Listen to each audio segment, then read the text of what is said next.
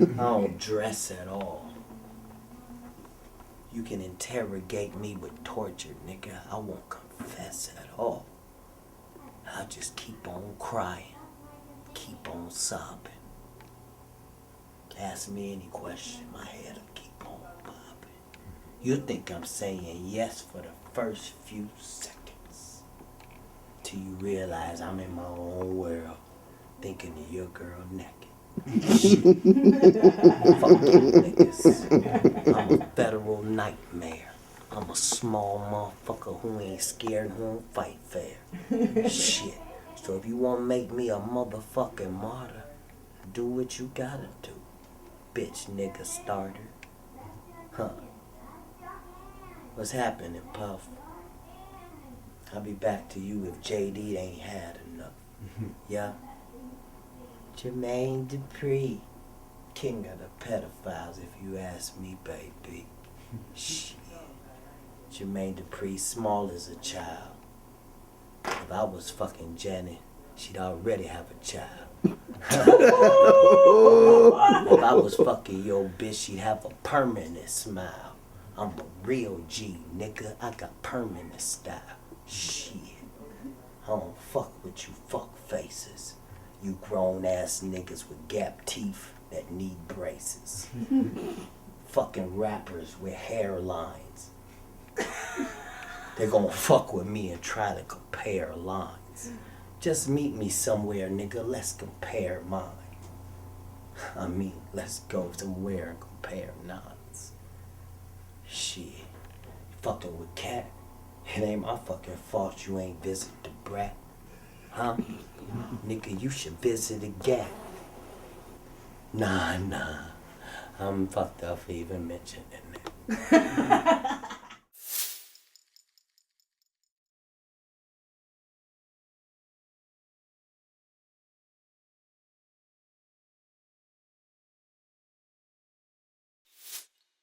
Chris Kelly, one half of the famous rap duo Criss Cross, died yesterday. The 34-year-old was found unresponsive in his house in southwest Fulton County. Kelly was rushed to Atlanta Medical Center, where he was pronounced dead a few hours later. Fulton County police say it appears to be a drug overdose.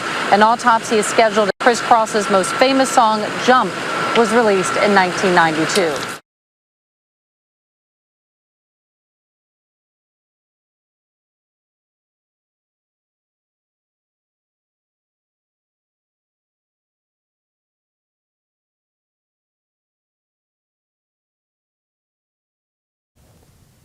Well,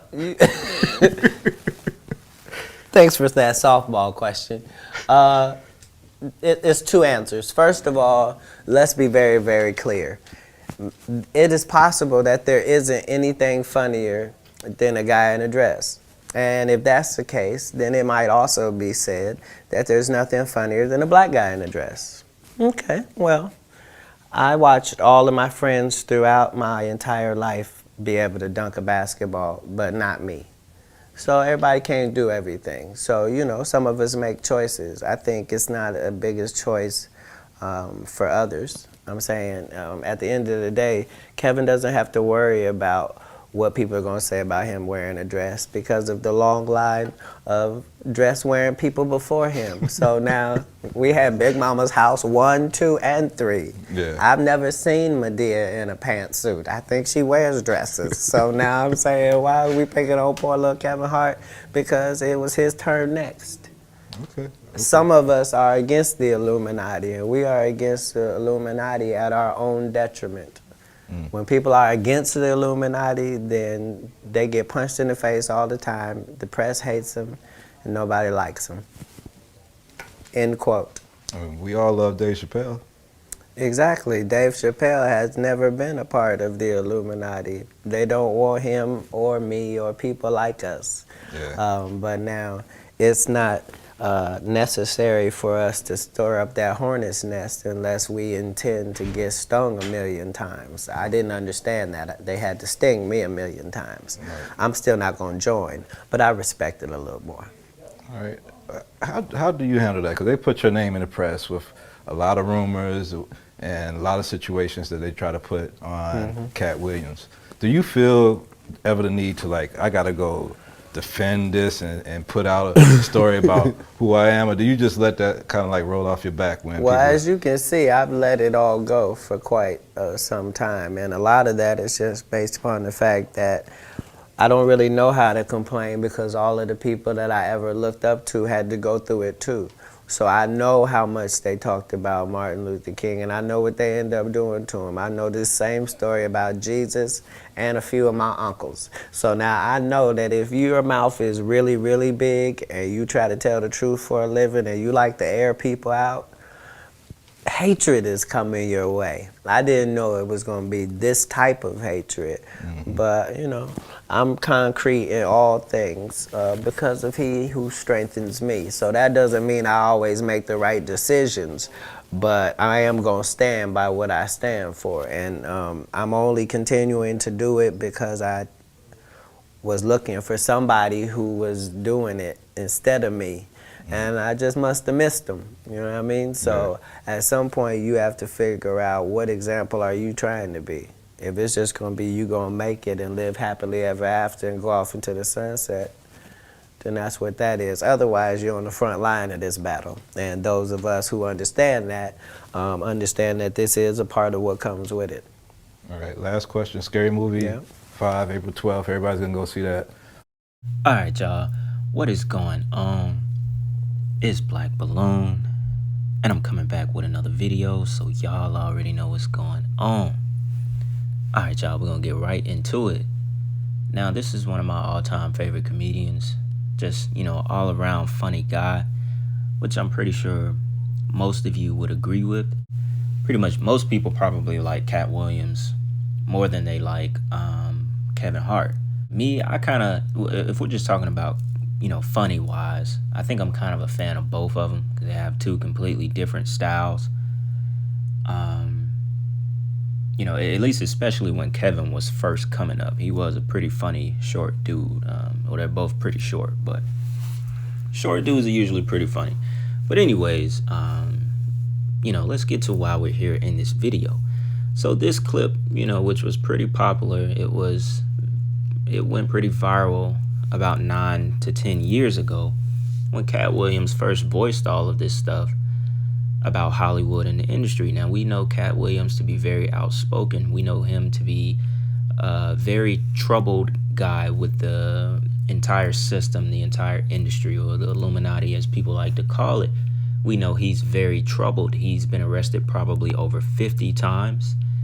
And this is the result of the things that he decided to speak out on throughout his career, which we're going to tackle that in this video. But that clip was mostly about the men wearing dresses, the actors and all the entertainers and black entertainers that have been put in dresses in order to make it seem funny, in order to make it seem catchy and appealing. So we all know why that is being done, because we talk about humiliation to rappers and stuff on this channel. So it's the same to the actors. All of these people are part of the same industry, so they have to go through the same rituals and they get treated the same way.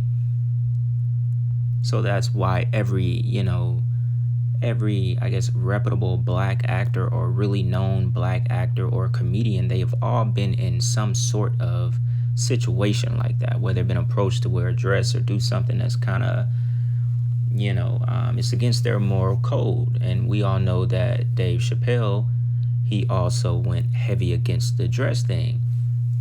And, we're going to throw a couple different clips in this video just so we can get the entire visual of a couple of different comedians talking about it. I'm going to throw that Brandon T. Jackson clip in here right after I get done talking, just so we can have better understanding of the context.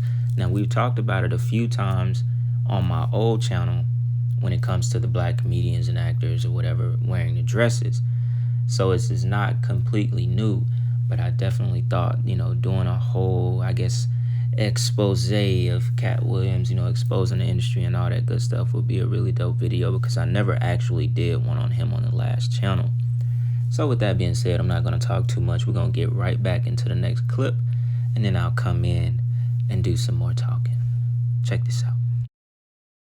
Everything went wrong, just like everything went right. Everything went wrong when I put on that dress.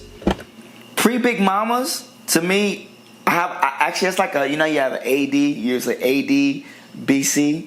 Okay. It's like BM for me. My career pre-BM. So Big Mama was a changing point. Yeah. Yeah. Yeah. What made like it a changing point? Was it that it was Martin, or just everything was aligning up at the right time for you? It was a negative changing point, to be honest. Okay. Positive in a way where the perception of my image was on every bus, but my personal life was in shambles in that time. It was horrible. Not my wife, my daughter's mother, and from that time, it's like my life was just, it was hell from there. My personal life was in shambles, but my career, it was at its height, I believe. It was going. It was kind of like a passing of the torch, in a sense. Yeah, it was, and I played Martin's son, and I feel like that. It's so weird. It's like every time I play these sons of people, it never goes right. What didn't go right with Big Mamas? It was, first of all, no offense, that movie wasn't that good to me. It wasn't a prolific film. I sound so mean, like, oh, you should be grateful for it. But I'm real. You should be real. Like, it wasn't like the best movie. It was okay. It was an entertaining film. Number one, Big Mama's one. That's arguably like, okay, Miss Doubtfire was out, but the whole dress bit was already overdone. It was like, it was hacky, and I did it purely for the money and the work of Martin Lawrence. Yeah. So I didn't do it for the purity of comedy, but I did it for the purity of working with Martin. But I believe that it was still more than money. Like, dang, I'm gonna get a big check, Yeah. And knowing you now, and I'm gonna kind of set this question up, but in knowing you now, there's a more of an awakened Brandon compared to when he first came into the business. You mentioned the dress. There's a big conversation about that. Did you get like slack when you wore the dress at that moment? It was like, wasn't slack from people. Only Katt Williams. Katt Williams was trying to always say, Brandon, don't wear a dress. That is different than the fact that Martin and Jamie are really going to do Sinead and Wanda as a movie. You see, because once you do Sinead and Wanda as a movie, and we already have Big Mama's house, and we know Brandon T. Jackson, that nigga showed up with his dress. He was ready to be in 1 and 2. You just start wondering how many niggas really need to wear a dress. And why is it so important? And they tell you shit like, but it's funny. Is it?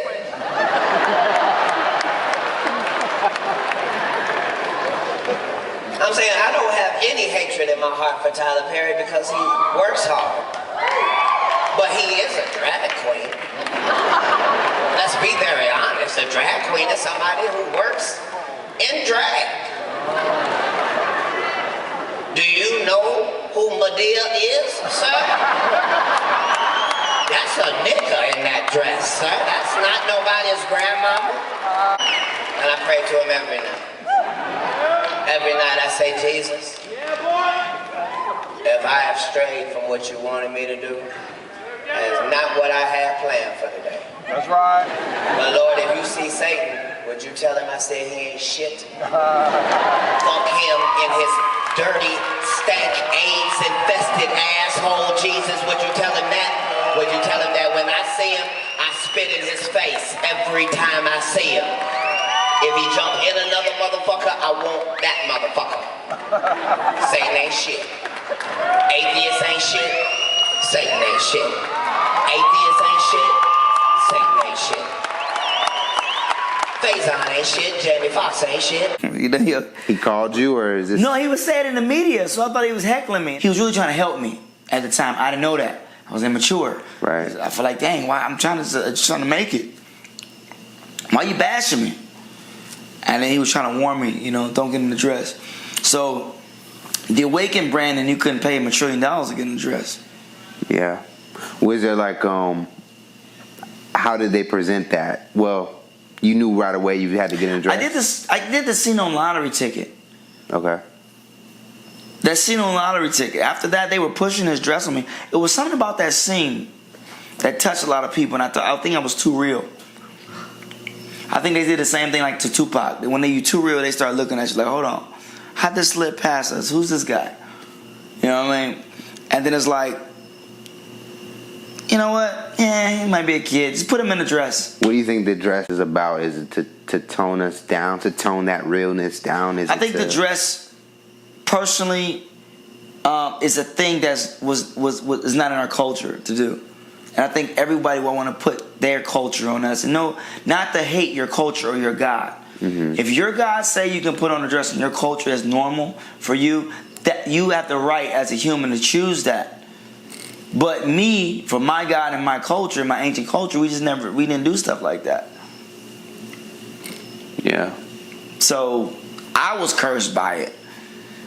I believe it was a curse that went with that personally, because nothing went right since then. That's truthful. No one can tell me, hey man, you thinking too much, man. You sit down, man. Everything went wrong. Just like everything went right. Everything went wrong when I put on that dress. I'm telling you, I lived it. Is there any even with Martin, things went wrong when he did it too, because Martin is very anointed. Martin is a very strong man. And Dave Chappelle said that too. He says things about that too. And something, if you look at Martin's Arsenio Hall interviews, you look at him now, something's changed. You know? Yeah, well, Martin, I noticed that too. It's not a shot, but something's changed. No, he definitely had like a lot of fire behind a lot of energy. He's gotten similar to me. He's gotten older, but I don't think he's gotten that old. Eddie Murphy's old. He still has a fire to him too. I don't think it's an age thing.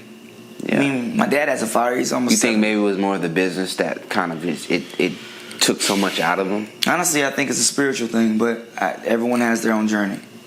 Mm-hmm. I can't say what it is. I don't know. I think, for me, I can only speak for my journey. Once I put the dress on and I had that fire was put out. Yeah. And I only did it one time. So imagine doing it 3 times, 4 times. But then Tyler Perry did it. He got stronger. I don't know the rules. You know what I'm saying? This is what happened to me. I'm not here to knock another brother because that's their path. Yeah. That's one thing I don't do is knock my brothers because that's their path. But I'm saying my path, when I put on a dress, it came with a demon baby mama and a starter kit for hell. That's what happened to me. You haven't seen me since, to be honest. All right, y'all. In this video, I am bringing all of the receipts. So I hope y'all are enjoying this video so far, because I just feel like there's a lot to it with Katt Williams, because he's exposed a lot in the industry. And, that's why I definitely felt like we had to throw that Brandon T. Jackson, that interview in this video, just so we can gather the context a little bit more. Although a lot of people, if you're on game to all that stuff, you've seen that Brandon T. Jackson interview. Now, I couldn't go to another part of this video without coming in and talking about it, because he said some very profound things in that interview. Now, that was hearing it right out of the horse's mouth. Someone that actually did it, who actually participated in the ritual without knowing what he was doing. And that's exactly how they get, these actors, comedians, and entertainers, because they're all naive when they start doing this kind of stuff. Like, they don't want guys like me to be famous. Like, they want the ones who are completely oblivious and naive to things and don't ask questions like why things are this way, why things are that way. They just want you to do it. And so that's what Brandon T. Jackson was when he entered the industry. Obviously, he's a completely different man now. He's woke up to what he was living in. He woke up to his reality, and he's no longer really, a part of the industry the way that he was. He said it at the end, that since he put on that dress, you haven't even seen him. And honestly, you really haven't.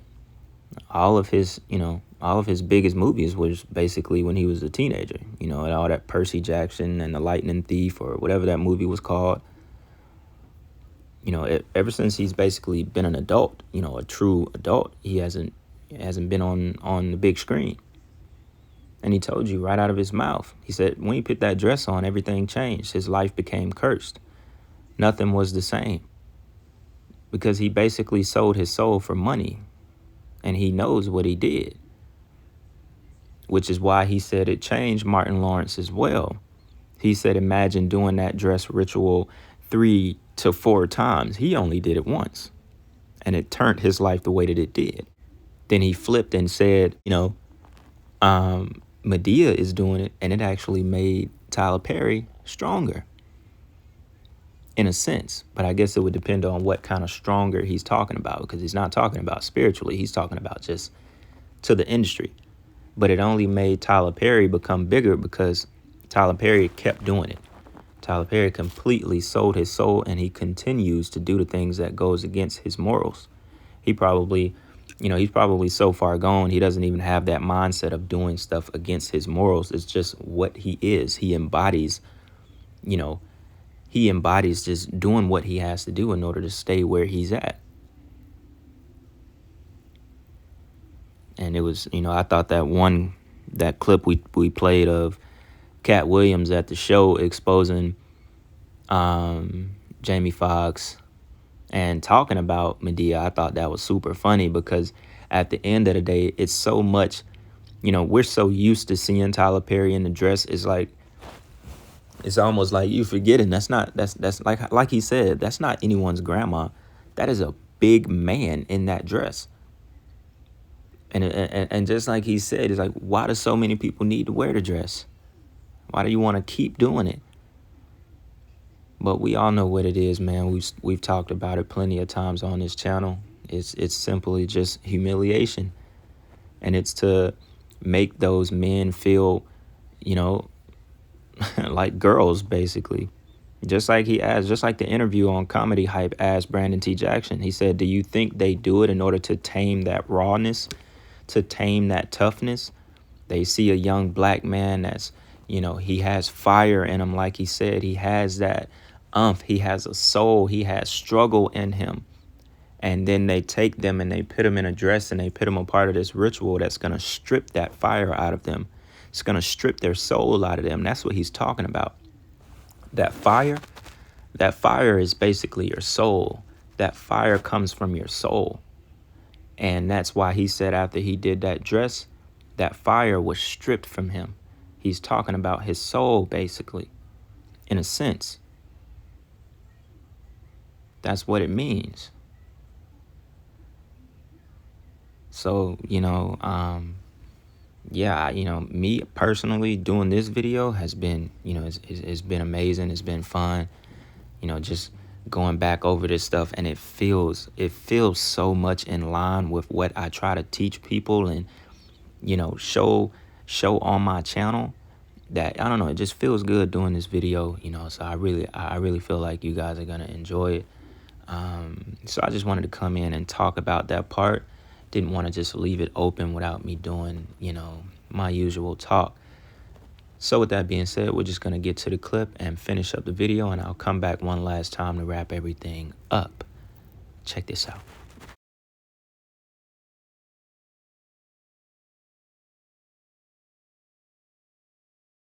Well, Chappelle's, I guess, the perfect person to discuss that. The fact of the matter is that in order to technically be sane, it requires that your belief system go along with everybody else's. And so that's why they put such a high modicum on labeling you as that, just in preparation for what you might later say. Just because you're different, they always want to kind of put somebody into a box. Well, right. That's the shallow end of it.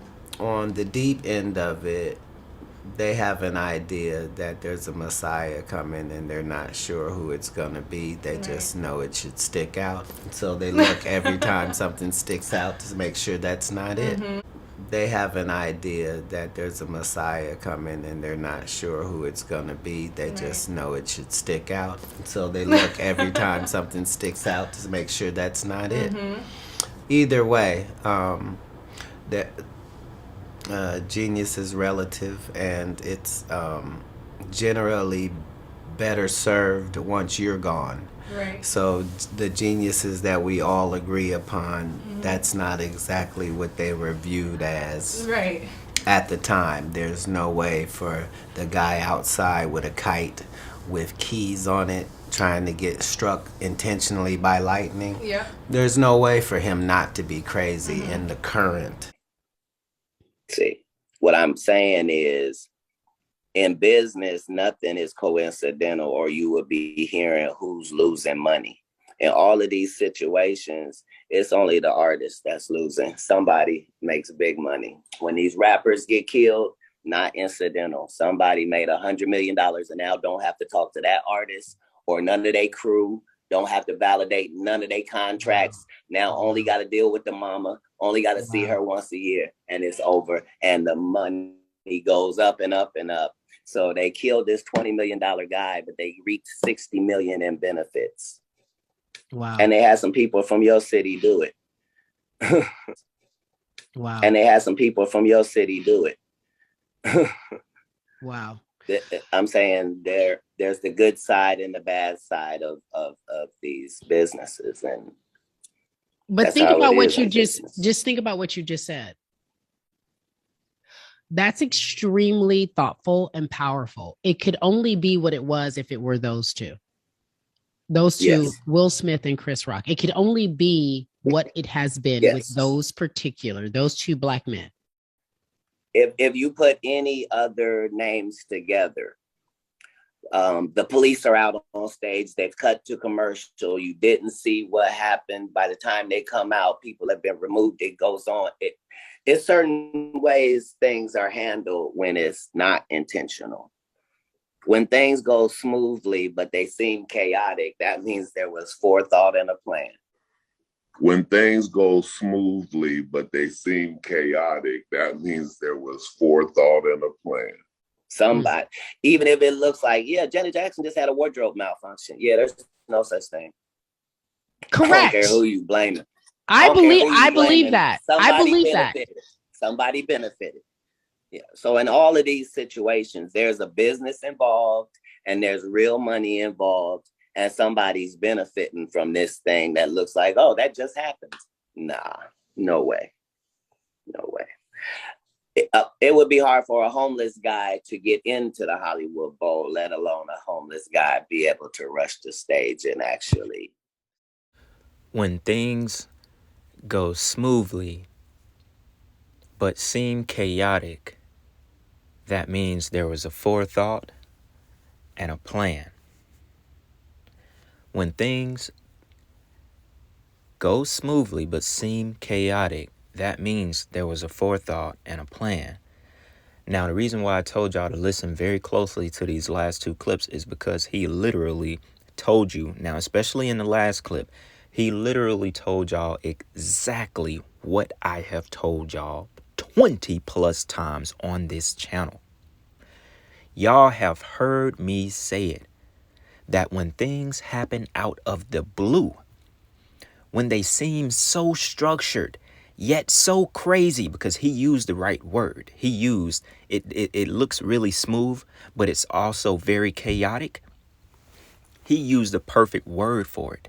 I worded it as when things happen out of nowhere and it seems like it's very structured, but it was the furthest thing that you could have thought about from your mind. That means it was planned. Y'all have heard me because I told y'all that in the X video about his death. And where did he die?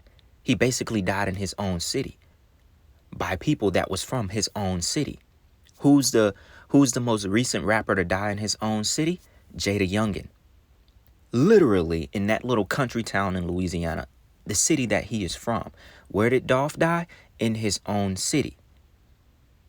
Literally, Katt Williams just told y'all that there is not a coincidence, bro. It's like this dude watched my videos on some shit, dead ass. He literally took the shit right out of my words, like out of my mouth. He literally told y'all what I have told y'all 100 times on this channel, bro. Which why I said this video, it felt amazing doing it because it literally is in line with everything I tell y'all. And this is coming from Katt Williams, a person who is behind the curtains of Hollywood, who sees everything happen. Bro, he just told y'all they're sacrificing these artists. They're getting rid of them in order to make more money. And then they just came out with the fact that they're actually letting you know they have life insurance on these artists. They're setting them up to be killed in their own city by the lifestyle that they live in order to profit, in order to gain more money. He just told you, kill this $20 million artist and they making $60 million from it. Bro, he just told y'all. My biggest part is the thing about how things are planned, because that is the most important thing, because people can't get over the fact, like Dolph, you know, even though there was so much beef and shit he had going on with all that shit in the city of Memphis, people still can't wrap their head around how could this be orchestrated from the industry. Well, he just told you. That's why it happens in their own city. That's why it doesn't happen somewhere else. Except for Von. Von was different. They couldn't get Von to be killed in his own city. They had to get King Von away from Chicago. And I know he has nothing to do with this video, but things are just pinging off of my head because I'm thinking of artists, you know, that were killed in their own city. But he basically just told y'all. He literally said there's no coincidence in the business, bro. And then talked about the Will Smith, Chris Rock thing, which we already knew that shit was acted. Bro, he told y'all. He said if it wasn't those two names, everything would have been shut down. It would have went to commercial. You wouldn't have actually been able to see it. Are you serious? And y'all really thought that shit was real? Which I don't know if I commented on that, because I probably didn't feel the need to, because the shit was just so fake. You could literally see Chris Rock lean in for the slap. But he told y'all. And with the homeless guy coming on stage with Dave Chappelle, he says, this is the business, bro. He said, homeless guy can't even get in. How you gonna get on the stage? Bro, everything is set up. Nothing is a coincidence in that world. Nothing is a coincidence in the world, period. And in the clip before that, how he, you know, I thought it was, you know, very, very profound in what he said about, you know, the fact that they are expecting a Messiah to rise, but they don't know who it is. So every time someone pokes their neck out that is a threat, they do what they have to do. Now that was, you know, I don't know if the interview lady was even catching the drift of what he was trying to say. Maybe she was, maybe she wasn't, but that was very important right there. Because it goes to show you why, you know, there's no, you know, they try to basically, people like Katt Williams, they try to push these people out. They try and make them look crazy.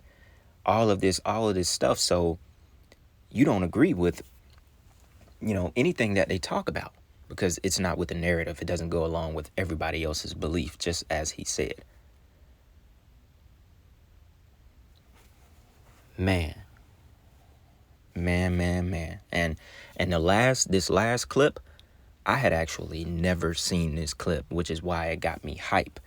It got me excited. It got me hype to do this last talk of this video, because I had never seen that, because it looks like a Zoom interview. It looks like something he did on Zoom, and that's why the quality was so bad when the video was uploaded. Someone uploaded this to YouTube. So it looked like he doing something on Zoom with somebody. But I had never seen this before, bro. And this clip to me is probably the most important of this entire video, because he tells you what we talk about on this channel, bro. In every video that I try to convince y'all that this just happened to this artist, or this is happening, or this happened long ago and it's still happening, bro. He just told y'all right now, right out of his mouth, right out of Katt Williams' mouth. Someone who is still behind the curtains of Hollywood. And I know he just had like a new comedy show on Netflix, so I don't know what Katt Williams has going on. I don't know if he's kind of giving in to the industry a little bit in order to keep himself afloat. I don't know what Katt Williams has going on mentally these days. But even in that, the one he did on Netflix, he was exposing a lot of stuff in that as well, because he was talking about the shortages of chicken and all that good stuff. So it's like, you know, he'll never really change his dynamic and who he is. But, you know, I don't know how far they might have gotten to him to this day. Not really sure. But I'm going to go ahead and wrap this video up. there's nothing else for me to say. If you want to hear it again, go back and watch the video. Go back and watch those last few clips. Go back and watch Brandon T. Jackson really tell you everything in that interview right there. So yeah, man, y'all already know what's going on. It's Sunday. Not necessarily a sacrifice Sunday video, but, definitely thought this would be a really, really good video to bring to the channel. I've never done one on Katt Williams. I was excited to do it, and I felt like, I put the nail on the head with this one, So, yeah, man, with that being said, it's Black Balloon, and I'm going to see y'all soon.